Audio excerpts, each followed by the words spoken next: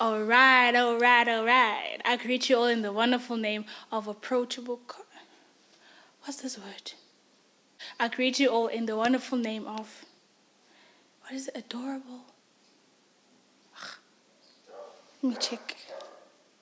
Yes, I greet you all in the wonderful name of relatable content. There we go. I greet you all in the wonderful name of relatable content. Here it is, sitting in front of you, Ntombi-Yensimbi Malinga, also known as Ntombi-Yensimbi in the streets. And I am here to tell you that creating is hard. Try to cook a damn ham sandwich. Creating is such a tough thing to do. It's not even an out of body, it's an in body experience that is so hard on your skin and is so hard on your bones. And my hat goes off, my dreads go off to all of the people who have been doing this for years and years and years. I understand why you cry. I understand why you can't breathe sometimes. I understand why you take a break. Because here's my experience with creating, even if it's been with a short time, in this medium, in this square or rectangle here. But one thing that I have realized about creating is that it never stops. You know, when you take a nap, you're still thinking about what's next. When you take an 8-hour sleep and then you call it a nap, your brain is still going on and still creating, and that can be incredibly tiring. So here's the situation. The situation is, cool. So you start your YouTube channel, you're like, yeah, girl, yes, I'm about to do it. And then you release your first video and you're sitting there and you're tapping your fingers, you're like, cool, I'm waiting for these millions and millions of views. And that is not what is going to happen. First of all, what's going to happen is you're going to post it and you're going to wait a couple of days and you're not going to get the same amount of views that you thought you were going to get. You're like, cool, whatever, I'm just going to do it again. And you try again, and you try again, and you try again, and you do different types of videos with different types of themes and different types of commentaries. And you're like, man, what should I do next? So you're going to go to your YouTube analytics and you're like, cool, let me see who's at least clicking on my thumbnail and who is at least watching my video for those 30 seconds that they're watching it. And then you're going to see that it's these types of people and these type of people like this type of content. Let's say, for instance, they like story times. Cool, but you're boring and your life is not a 9 to 5, and even if it is a 9 to 5, it's not as popping as some of these people in these streets. So you're like, cool, let me make something up.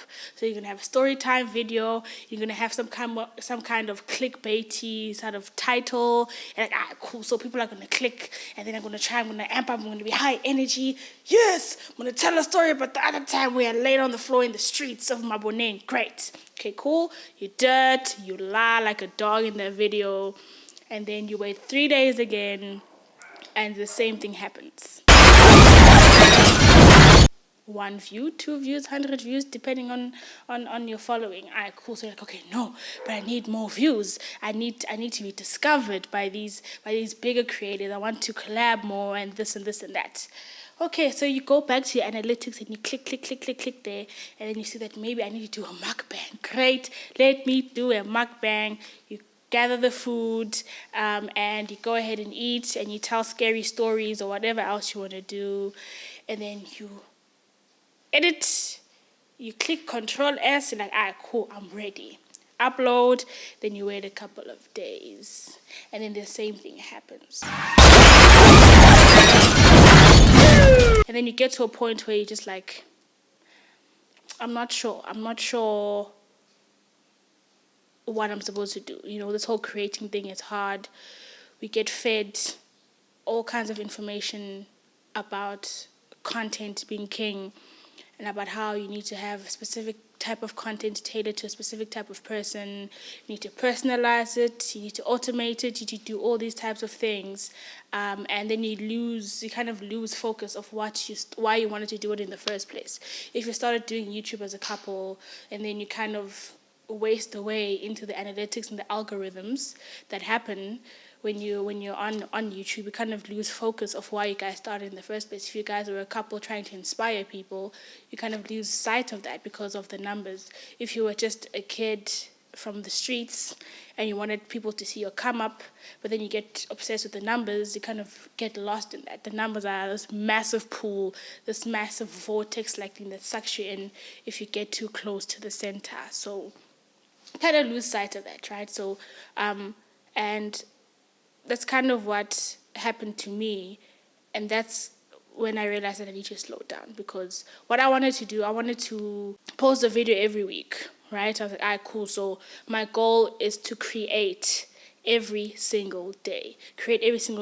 Because I'm a writer, my job is to write something every single day. It could be 40,000 words, it could be 1,000 words, but it's important for me to write every single day.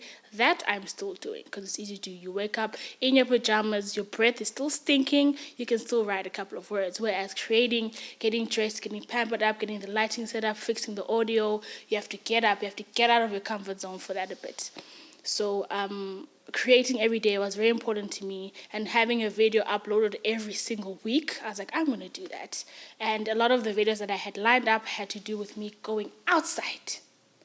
But then Corona was like, no, bueno. And I was like, damn it. So what do I do? The creative space, the creative studio that I had used in my earlier videos, that was infiltrated by these people I live with. So I had to kind of like reshift and reshuffle my goal and how I was going to create. But also I realized that me wanting to create something every single week and upload every single week, it really took a toll on the quality of the type of content that I was trying to produce. If I was trying to be funny, it was very difficult for me to be funny every week, at least to the highest level that I wanted to be funny. If I wanted to be insightful, inspirational, I couldn't do that because in my head I was like, every week upload or create something for video for YouTube, but the quality was dwindling down. And I remember I took a week, not a week, I took about a month break from uploading because I was just like, I'm not happy with the quality, I'm not happy with my energy on the video. So I was like, all right, cool. So let's make it a bit longer. Let's make it about 2 weeks. Post every other 2 weeks or every other 3 weeks. And the thing is, the danger with that, if you're a person who follows numbers or follows algorithms, who follows the algorithms, is that people get bored. Okay, people want you to constantly feed them with content because they're content hungry. We have been conditioned to be in a world where content keeps coming, and if it doesn't come, you keep it moving to the next person who does give you the content that you want. People treat you like Tinder. They're like, too short, too tall, boom, too light skin, too dark skin, you don't have an end screen, you don't have an intro video, boom, you don't know how to greet us, boom, your hair is whack, boom, you say boom, boom. And it's like, hey man, what can I do?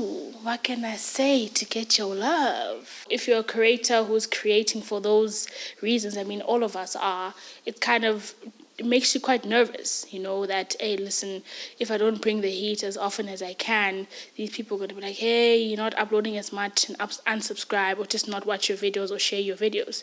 So I just got to a point where I was like, I could slow down, let's focus on quality over quantity, even though you might lose some eyes because of that. But it's important that you are delivering the quality, right? Because if there's just a lot of trash that you're uploading, it's like, okay, well, you're just a trash creator. Whereas if you take your time and give us something quality to look at, we'll be like, all right, cool, we can trust Ntombi-Yensimbi to come through with the quality, with the Lindt chocolate, not the lunch bar, but with the Lindt chocolate. So I took some time. I spoke to some people that I really admire, my unofficial mentors, and one of the persons who said this to me was trying to help me when I was trying to write a story and I was struggling with putting it together.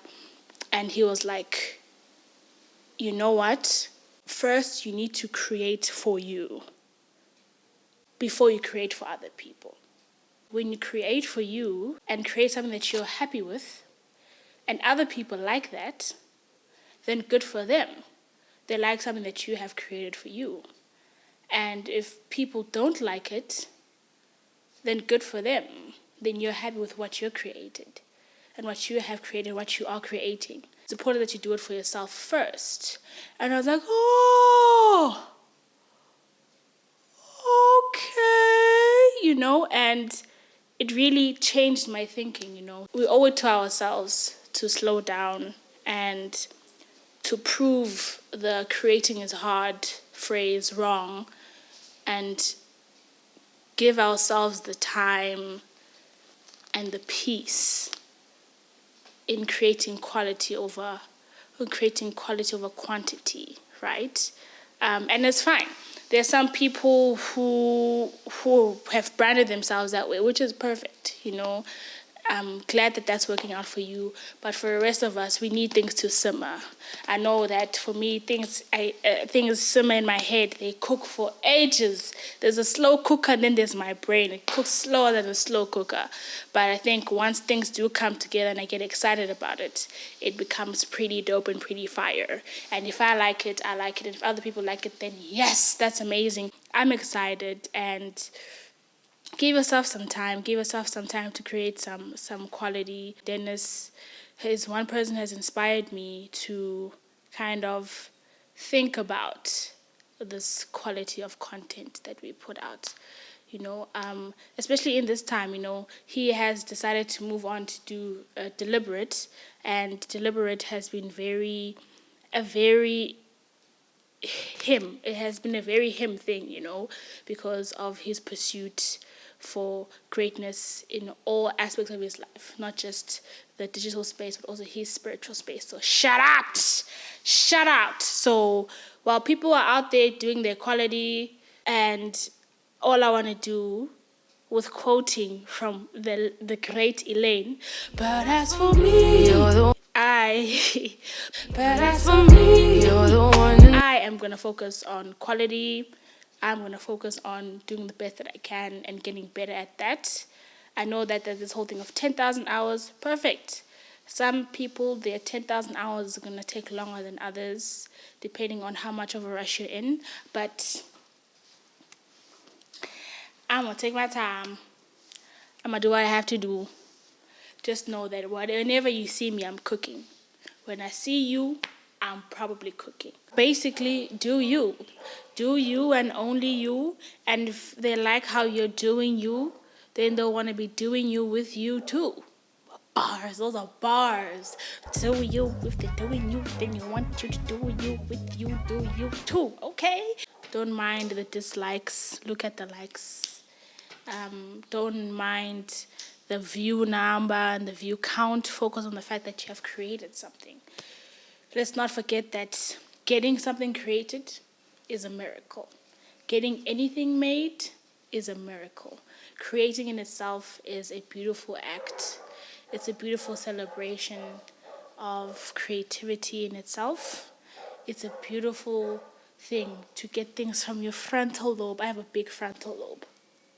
From your frontal lobe onto a page or onto a screen, and celebrate that. Do. Comment below, let me know what you think about the idea of creating for yourself first before you create for other people, because at the end of the day, creating is really, really hard. Creating beats, creating code, creating a new fashion line, creating new wine, creating a